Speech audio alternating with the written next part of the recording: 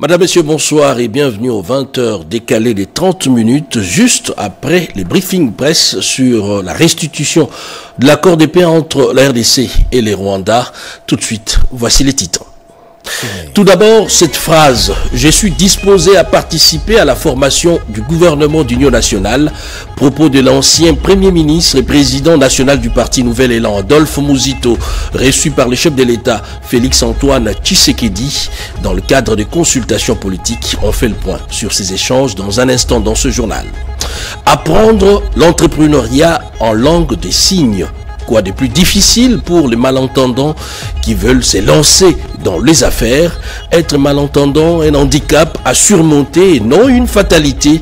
Et ces personnes atteintes d'une perte auditive ont suivi une formation sur l'entrepreneuriat. D'autres précisions également dans un instant dans ce journal.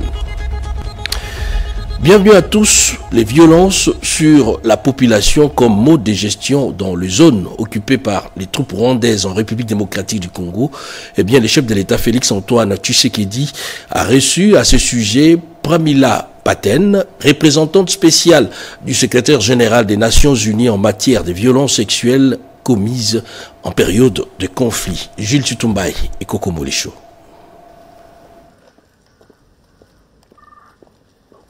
Les Nations Unies suivent de près la situation des violences dans les zones de conflit en République démocratique du Congo. La représentante spéciale du secrétaire général des Nations Unies chargée des questions de violences sexuelles commises en période de conflit a été reçue en audience ce jeudi par le président de la République Félix-Antoine Tshisekedi Tshilombo. Pramila Patten était accompagnée de Madame Chantal Yelou Moulop, conseillère spéciale du chef de l'État en charge de la jeunesse et de la lutte contre les violences faites aux femmes. Nous avons parlé beaucoup de tout ce qui est violence sexuelle, la violence faite à la femme dans les zones de conflit. Les taux sont vraiment alarmants. On a parlé des taux de violence. Le nombre a extrêmement augmenté en moins d'une année. Et il faudra maintenant trouver des solutions pour la RDC. On a la chance qu'on a le FONAREF qui est mis en place pour pouvoir travailler dans tout ce qui est réparation et tout ça. Et on va s'appuyer dans le programme et la loi du FONAREF pour pouvoir aider les femmes, les victimes de violences sexuelles.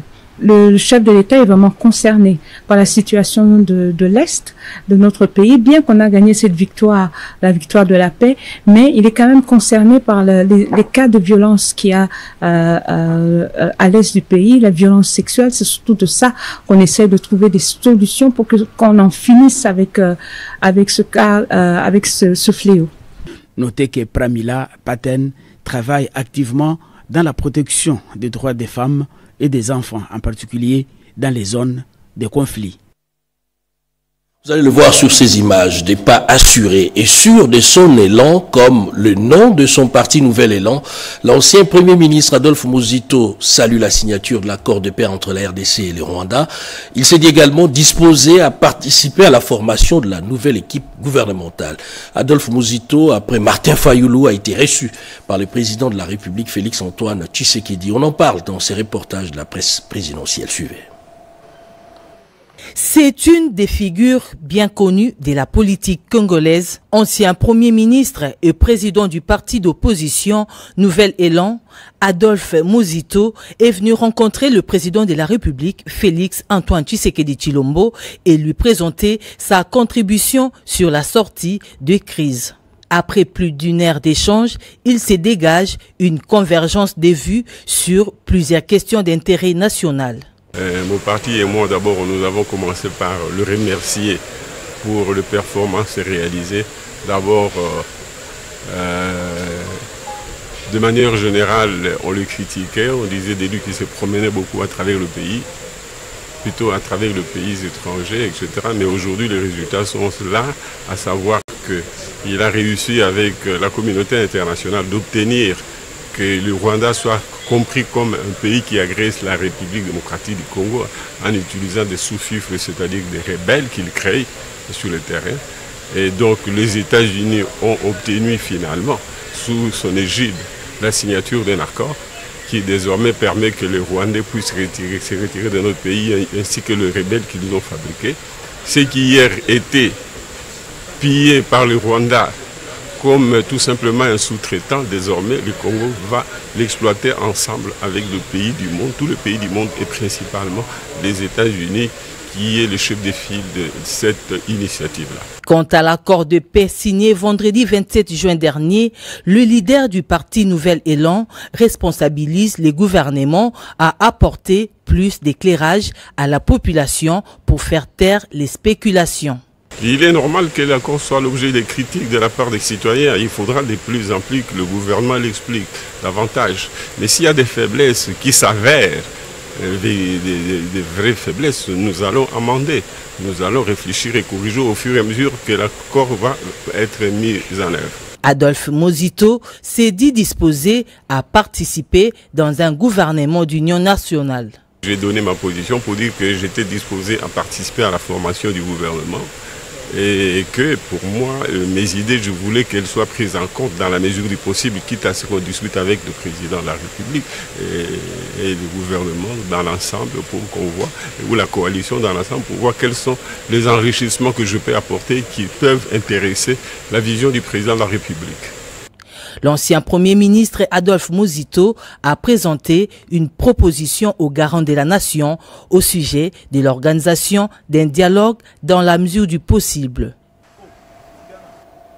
Et dans un entretien exclusif sur Jeune Afrique, les conseillers spéciaux de Donald Trump pour l'Afrique, Massad Boulos, est revenu sur l'accord de paix entre la RDC et le Rwanda. Et il a insisté sur le fait que Washington reste optimiste, mais réaliste.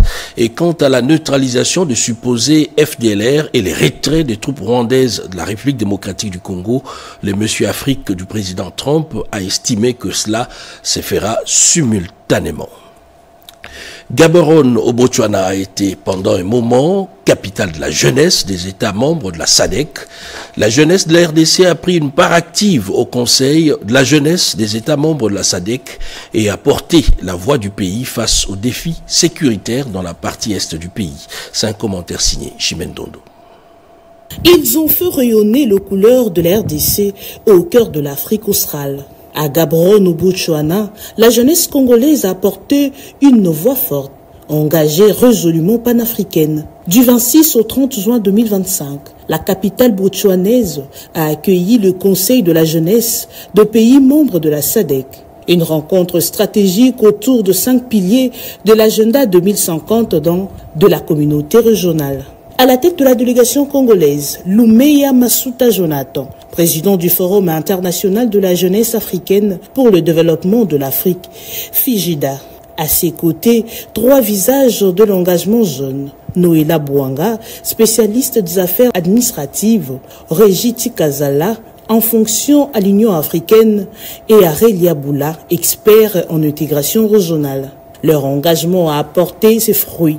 La RDC accueillera en décembre 2025 la prochaine session du Conseil de la jeunesse de la SADC à Kinshasa. Un succès diplomatique, mais aussi un signal fort. La jeunesse congolaise entre pleinement dans le jeu régional. Ces jeunes ont exprimé leur gratitude au chef de l'État, Félix-Antoine Tshisekedi Tshilombo, pour son leadership et sa diplomatie, mais également à la ministre des Affaires étrangères, Thérèse Kaikwamba, pour son engagement en faveur de la diplomatie congolaise.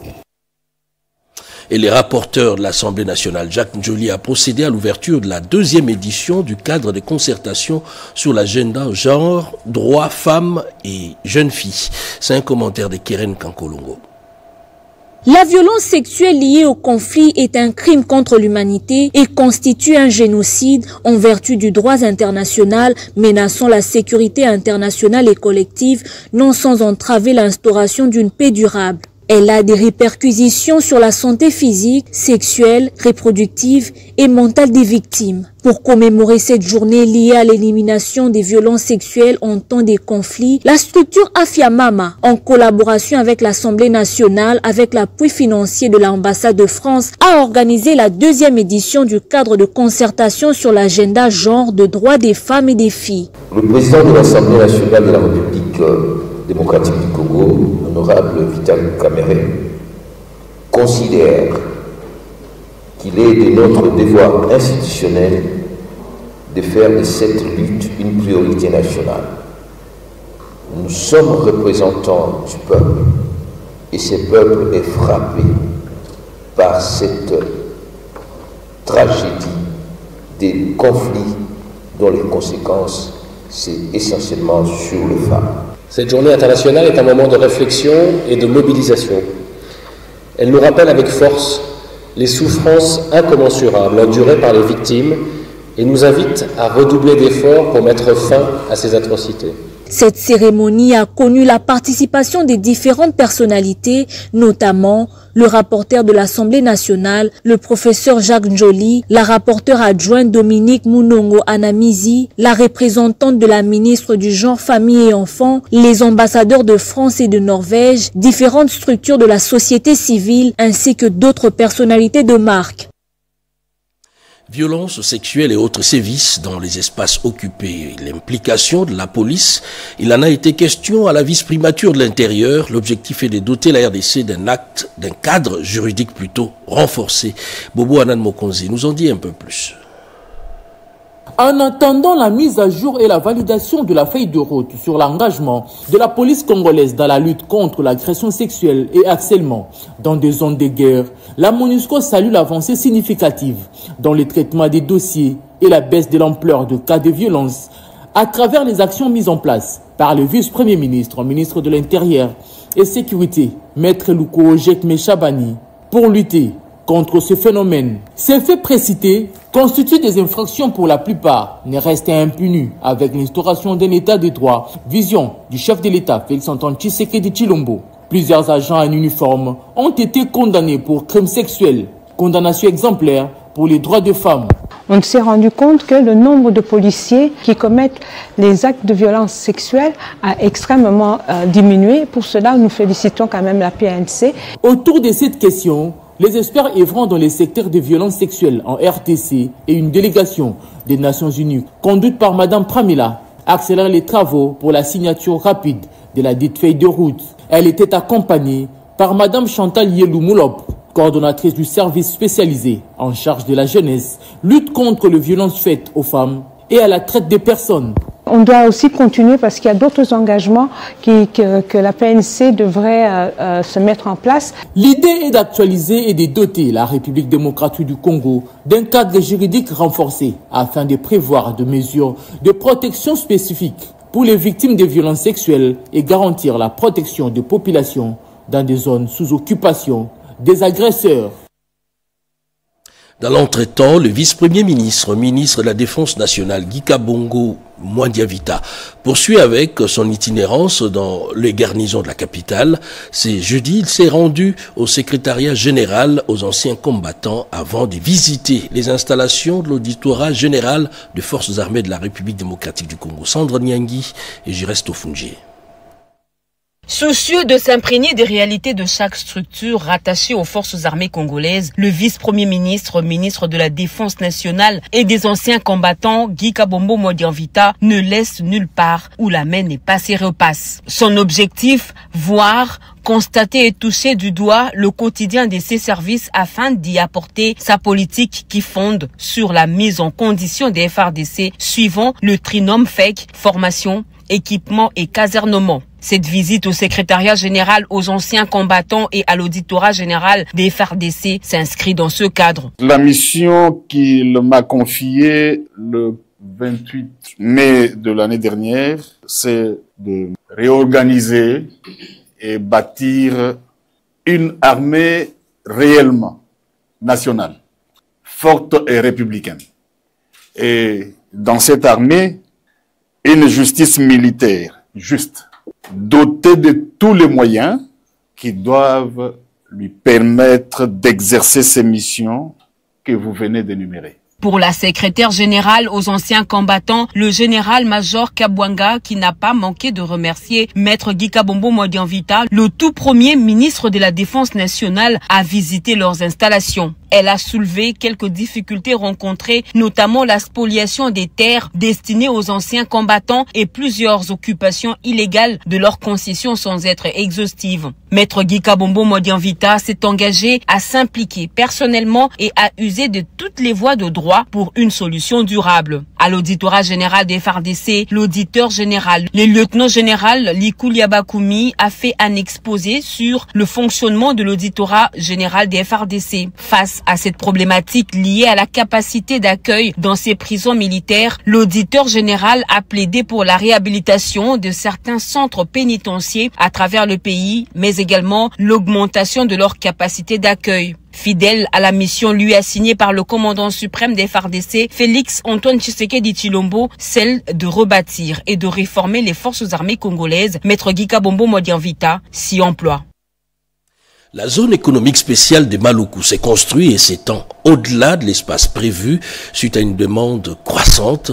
Une mission du CPVS est arrivée sur place pour une évaluation. Diane Balaka pour les détails.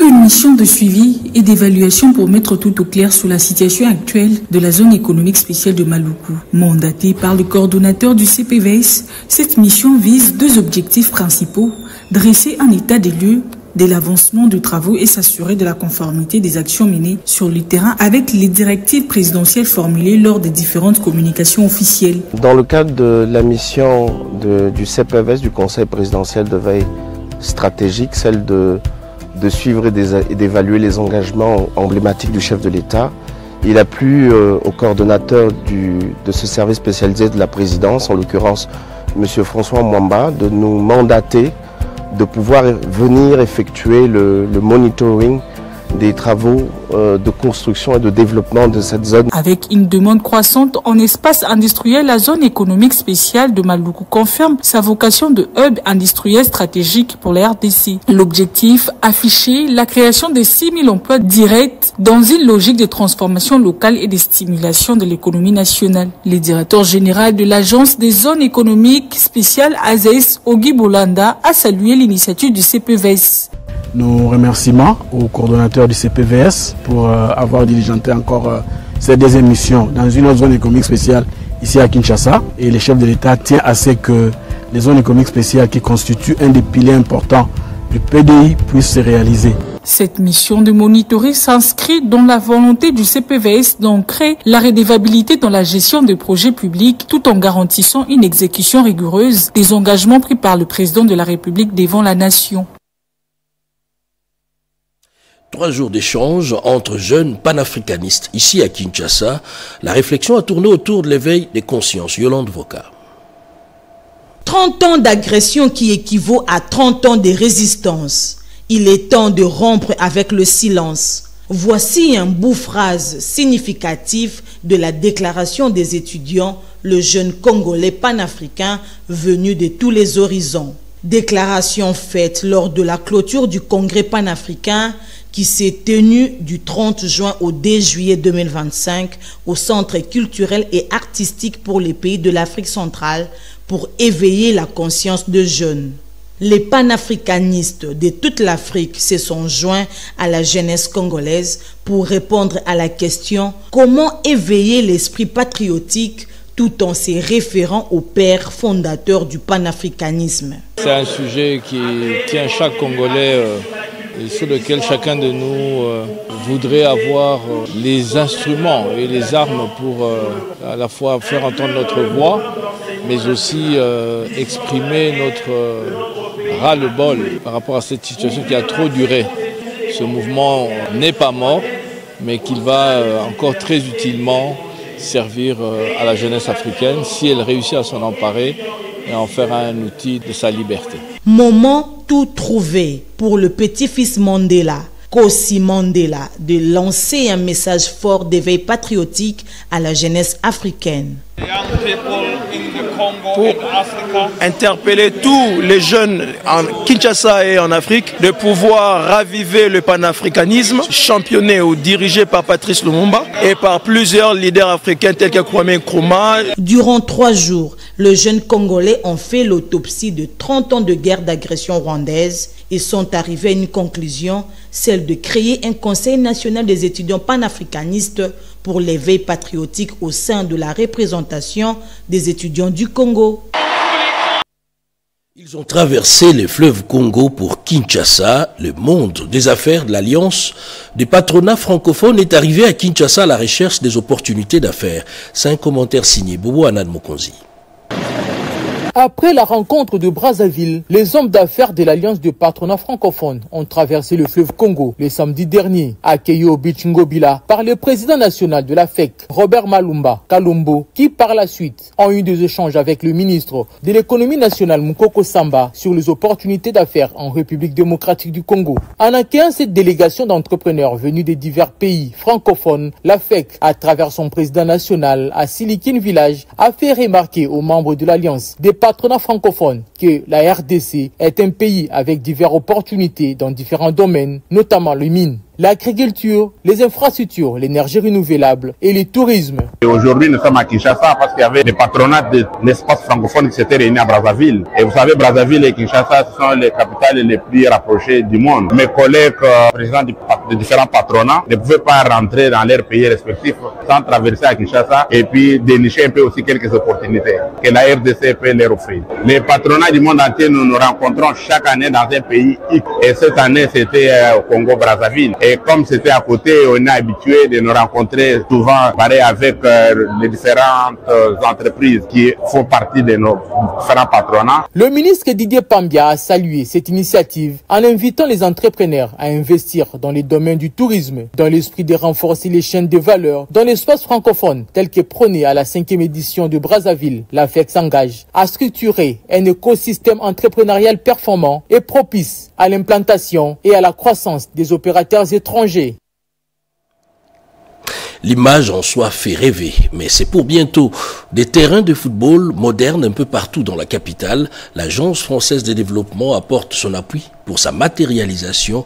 La commune de Bandalungwa est la zone pilote de ces projets. Redépendant sur les images de Siandé Maka.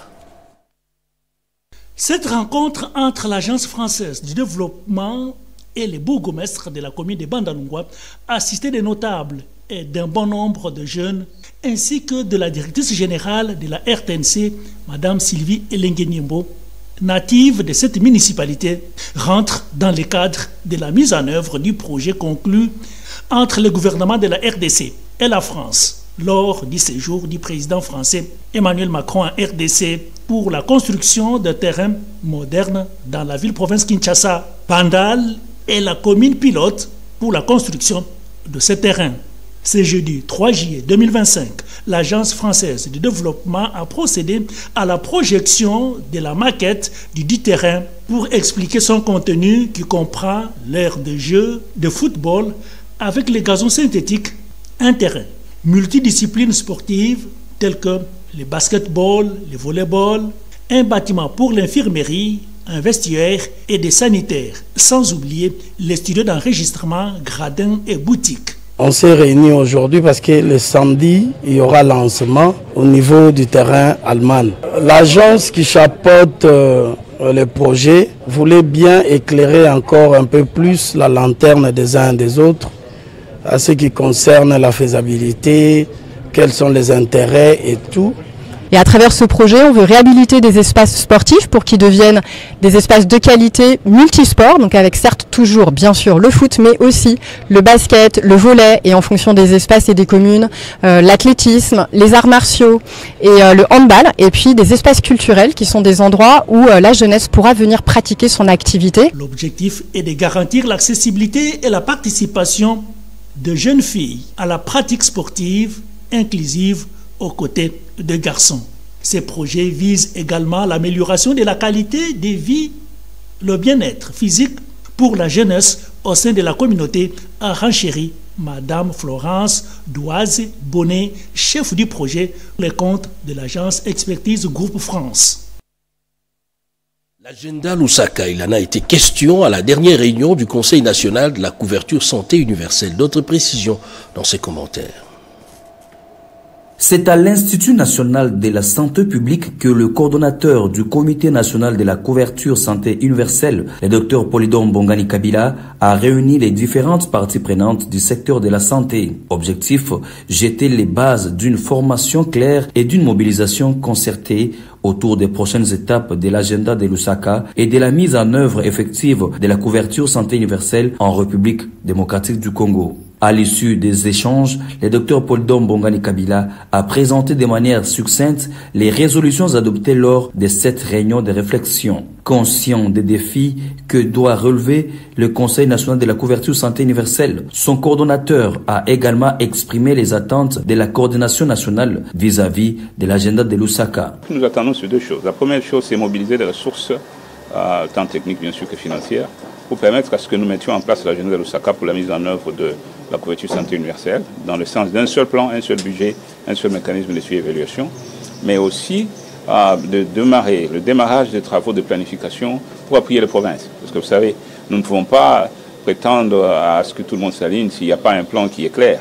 Et pour cela, nous nous sommes mis d'accord pour appuyer les provinces dans leurs efforts de planification. Pour concrétiser la couverture santé universelle en RDC, le Conseil national de la couverture santé universelle met en place plusieurs stratégies visant à garantir à chaque Congolais un accès équitable et qualitatif aux soins de santé. J'en parlais dans le titre, le malentendant qui s'élance dans l'entrepreneuriat et apprennent avec la langue des signes.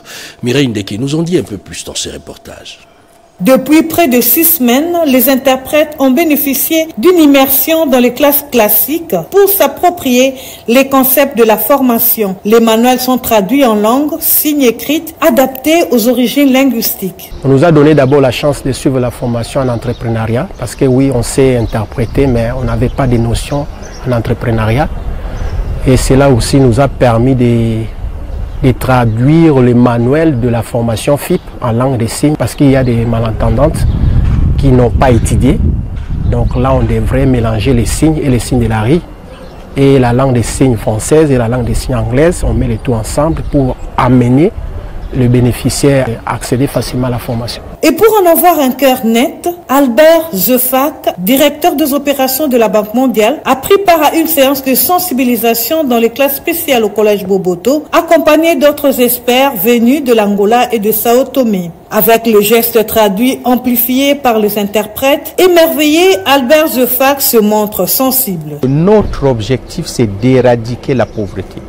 Or, à cause de leur handicap, ces femmes malheureusement sont délaissées, sont laissées pour compte dans tous les projets de développement et dans nos communautés. Donc je viens ici particulièrement pour donner ce message. Ce n'est pas parce qu'elles sont malentendantes qu'elles sont incapables. Et ce projet prouve qu'elles peuvent devenir des entrepreneurs qui réussissent et qui s'occupent de leurs enfants, de leur famille. Et c'est ce que nous sommes censés supporter. Il est de noter que ces femmes entrepreneurs malentendantes se concentrent dans plusieurs secteurs, notamment la restauration, la coiffure et la couture. Pour elles, l'inclusion financière n'est pas un supplément d'âme, mais plutôt une exigence. L'accord des PRDC Rwanda, salué par certains élus, à l'image du député national Willy Michiki et son parti Action pour l'unité nationale. Suivez. L'accord historique entre la République démocratique du Congo et le Rwanda, signé à Washington, marque une nouvelle ère dans le laborieux processus vers une paix durable dans l'est de la République démocratique du Congo. Cette signature est la concrétisation de la promesse de la campagne du chef de l'État, Félix-Antoine Tshisekedi Tshilombo, celle de mettre fin à plus de 30 ans de conflits dans l'est de la RDC. C'est à travers cette nouvelle dynamique que l'honorable Willy Michiki et son parti Action pour l'unité nationale, membre de l'Union sacrée de la nation, apportent son soutien au président de la République et à la ministre d'État en charge des Affaires étrangères, Thérèse Kaikwamba. Sous le leadership du président de la République, chef de l'État, son Excellence Félix-Antoine Tshisekedi Tshilombo, ce regroupement politique haïen, Dieu a félicité et a remercié le chef de l'État. Sa détermination à ramener la paix à l'est du pays et à assurer la sauvegarde de l'intégrité territoriale de la République démocratique du Congo. L'AIN réitère son soutien indéfectible au chef de l'État et demande à toutes les institutions de la République et à toutes les filles et tous les fils de ce pays de contribuer à accompagner le président de la République dans la réalisation de son programme d'action pour l'intérêt supérieure de la nation. Pour Willy Michiki, cela est clair. Nul n'ignore que l'aboutissement de cet accord est le fruit de la diplomatie agissante menée par le gouvernement sous le leadership du président de la République, Félix-Antoine Tshisekedi Tshilombo.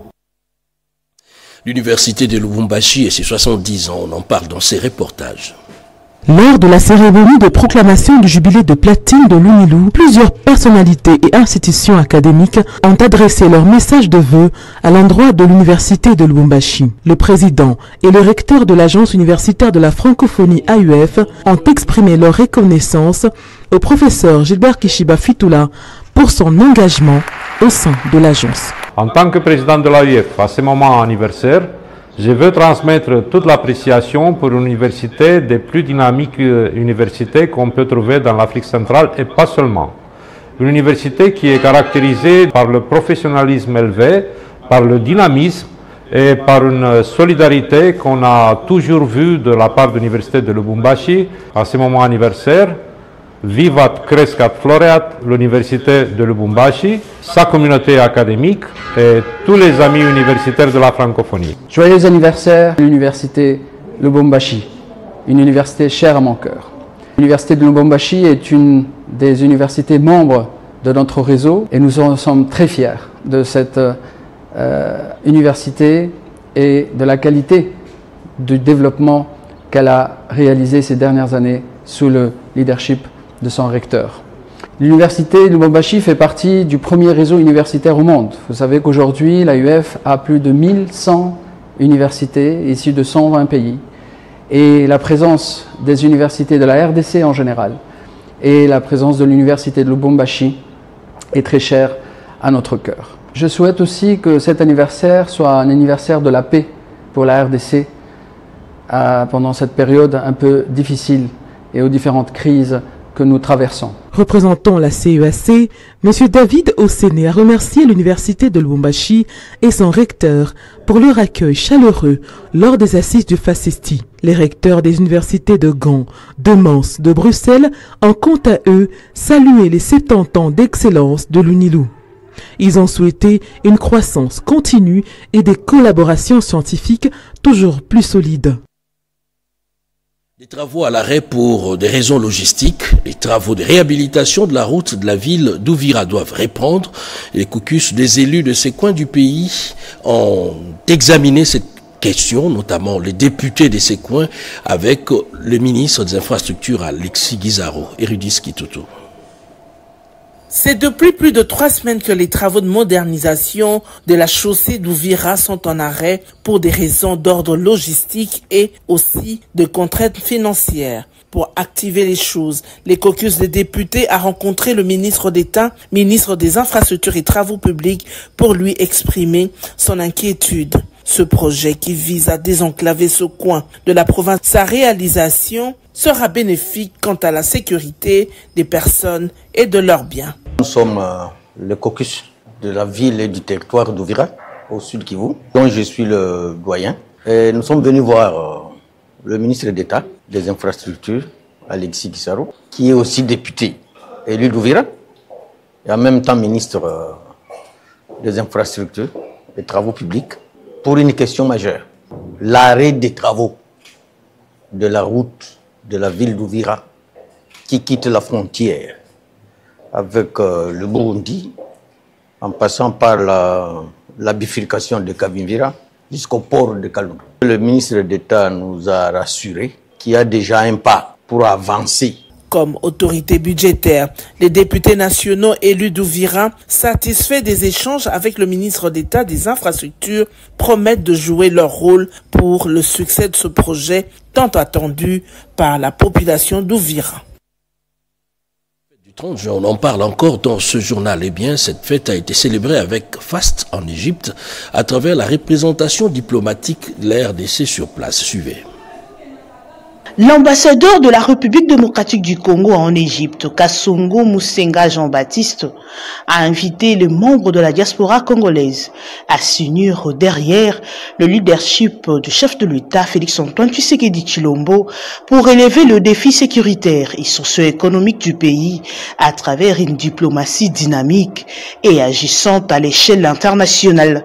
Il a fait cette déclaration lors de la célébration du 65e anniversaire de l'indépendance de la RDC avec la communauté congolaise d'Égypte. L'ambassadeur Jean-Baptiste Kassongo Musenga a profité de cette occasion pour rendre un vibrant hommage au chef de l'État, soulignant son rôle de pilier essentiel dans la défense des intérêts du pays, notamment face aux menaces sécuritaires dans les provinces du Nord et Sud Kivu. Je vous invite, vous membres de la diaspora congolaise en Égypte, à faire corps avec le pays, à vous unir derrière le chef de l'État et à contribuer activement à l'œuvre de la reconstruction et de l'unité du pays. Ne cédons ni à la peur, ni au découragement. Restons debout comme un seul peuple, une seule nation. L'association Femmes de Valeur, portée par le maman de la diaspora, a présenté ses actions en faveur de l'autonomie de femmes et leur rôle dans la lutte contre l'occupation de territoire national. Vous ne savez peut-être pas, la peinture à base de plomb sera interdite des ventes en RDC. Au regard de l'impact sur la santé, l'Office congolais de contrôle a ouvert un atelier pour trouver une autre forme adaptée. Eric Abamba. La RDC est sur la route d'interdire à son tour l'utilisation des plombes dans la peinture, dans des bâtiments, locaux et immeubles. Les plombes est un métal toxique classé par l'OMS parmi les 10 substances chimiques qui posent un sérieux problème majeur de santé publique. Des enfants et des femmes enceintes sont les plus exposés à ces produits. Face à cette urgence, les opérateurs économiques, fabricants et artistes œuvrant dans ces secteurs se réunissent au cours de cet atelier pour trouver des moyens alternatifs dans le traitement des peintures pour un bon usage. Dans les soucis de protéger les consommateurs et producteurs congolais, l'Office congolais de contrôle, initiateur de cet atelier avec l'ONG internationale LEAD, promet de serrer la vis au niveau des frontières pour un bon contrôle des produits de peinture importés sur le sol congolais, a rassuré la directrice générale adjointe de l'OCC, Christelle Mouabilou. L'OCC est un acteur clé, capable de garantir la qualité des peintures, accompagner la transition vers des alternatives saines, protéger la santé publique, notamment celle des enfants, et renforcer la gouvernance réglementaire dans le domaine des produits industriels. Un combat appuyé par le ministère du Commerce extérieur qui promet d'intensifier la sensibilisation auprès de la population pour dire stop à l'utilisation des plombes dans la peinture. Nous allons jouer notre rôle de régulateur.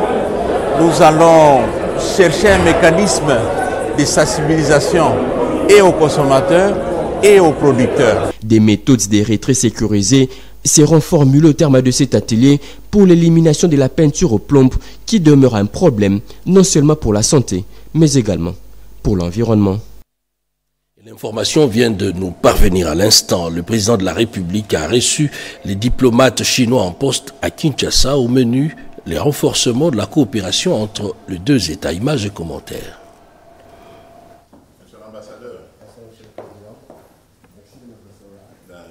Les relations bilatérales d'amitié et de coopération entre la République démocratique du Congo et la Chine sont au beau fixe. Elles demeurent marquées par un partenariat stratégique et une forte coopération économique.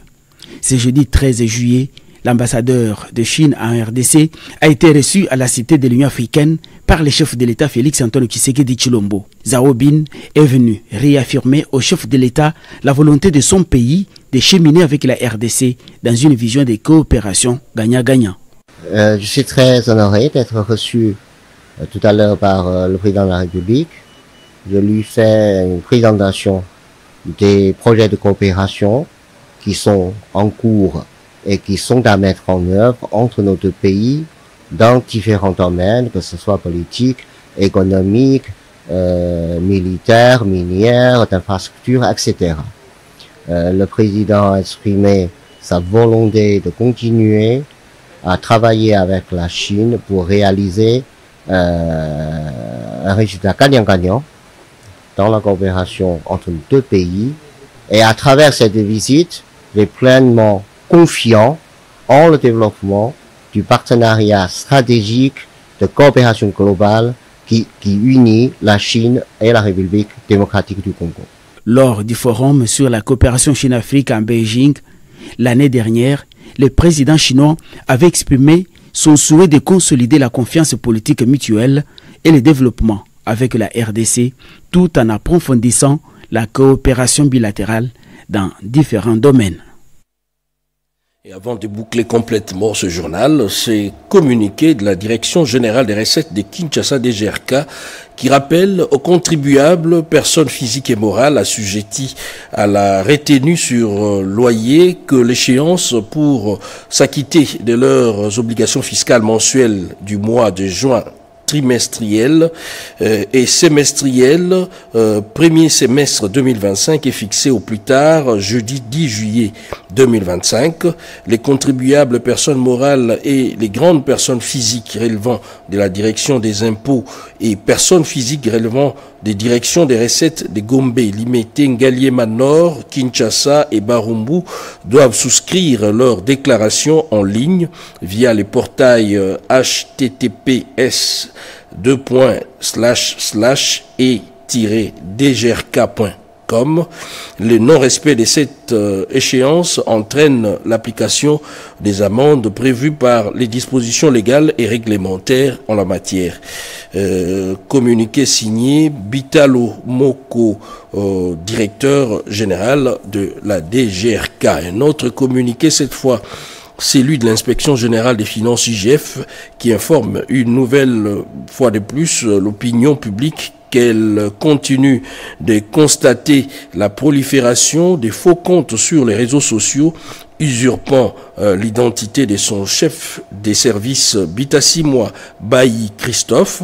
Ces faux comptes sont exploités par des individus malveillants qui proposent en échange de l'argent, de l'emploi à l'inspection générale des finances. L'IGF condamne avec la plus grande fermeté cet acte d'usurpation d'identité, des faux et de tentatives d'escroquerie qui portent atteinte non seulement à l'image de ses services publics, mais aussi à la crédibilité de son chef. Et son chef des services, Bitassimwa Bayi Christophe, ne dispose d'aucun compte personnel sur les réseaux sociaux Facebook, WhatsApp, Telegram, X, etc. et à des fins professionnelles. Toute promesse ou proposition de service contre rémunération ou au nom du chef des services est illégale. Pour toute communication officielle, l'IGF invite toute personne approchée à ces sujets à ne pas céder et à signaler immédiatement les cas aux autorités compétentes. Fait à Kinshasa le 3 juillet 2025 pour la division communication et presse, Jude Ntumba Ndumbi, chef des services intérimaire. Et voilà qui met un terme à ce journal. La grande édition des 20h décalée juste après les briefings presse sur l'accord de paix entre la RDC et les Rwandais. 23h Jacques Mégy et demain 7h Serge Merlin-Mata. D'ici là, portez-vous bien. Excellent suivi des programmes sur nos antennes. Bonsoir chez vous.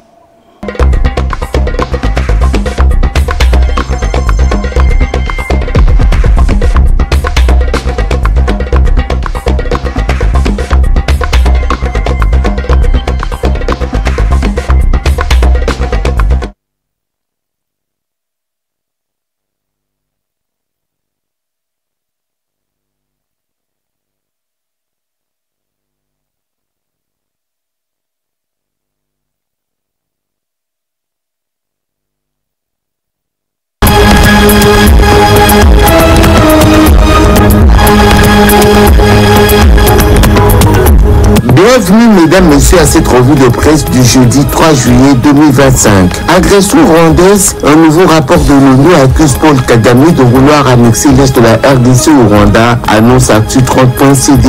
Dans ce rapport sur la situation sécuritaire en RDC, les experts mandatés par le Conseil de sécurité des Nations Unies ont indiqué que malgré l'accord de paix signé avec Kinshasa en juin, les rebelles du 1-23 soutenus par le Rwanda sont occupés à construire un État parallèle dans l'est du Congo. L'objectif est d'obtenir le contrôle total du commerce des matières premières dans cette zone. Ce rapport révèle également que les dirigeants du 1-23 qui reçoivent un soutien militaire important